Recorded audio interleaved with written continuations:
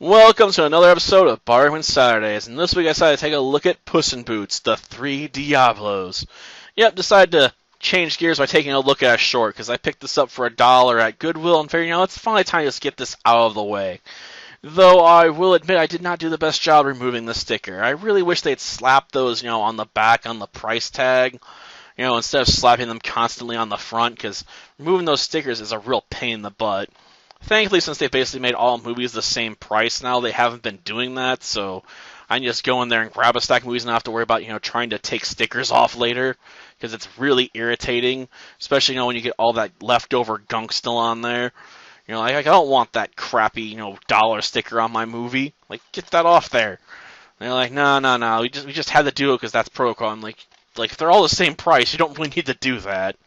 And if they're $1, there's no point, saying they're half off, at some point, because, I'm willing to pay $1 for a movie, even a used movie, if the disc is in good enough shape. Because I always check the disc when I buy stuff like this, just to be on the safe side. Because I have gotten a couple bad discs, so I learned my lesson real quick to double check that.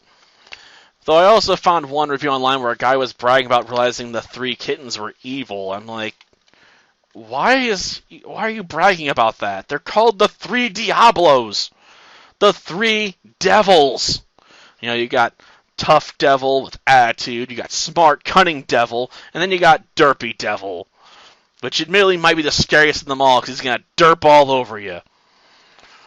But, yeah, we got a very basic story here, with Puss in Boots getting captured and offered a job to recover a ruby from a famous thief, the Whisperer, who's French and says everything in a whisper, so he has to speak in a megaphone so people actually understand him, because he's just so quiet.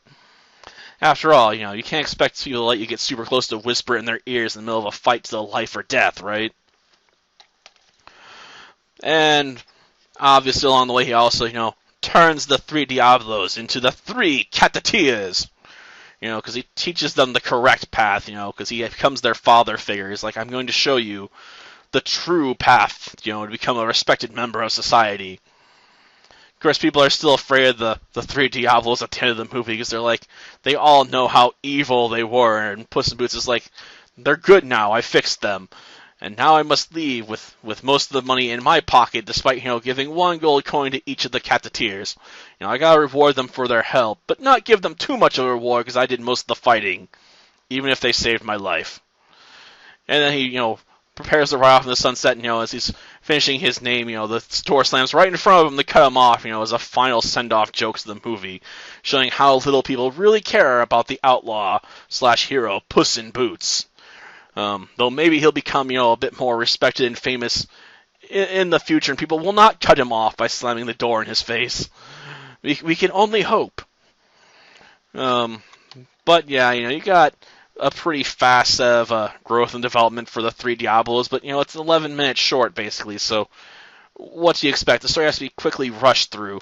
Kinda wish this was a bit longer, maybe 30 or 40 minutes to give them a bit more time to develop, Puss in Boots' relationship with the 3 Diablos, but what they give us is pretty solid, and we got some decent comedy and whatnot, so it's worth a watch, but only if you can find it, for really cheap, Otherwise, I'd say give it a pass, because, it's 11 minutes short. It's not really worth putting a lot of money into.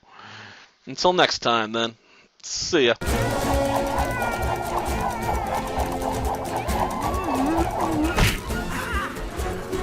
Oh.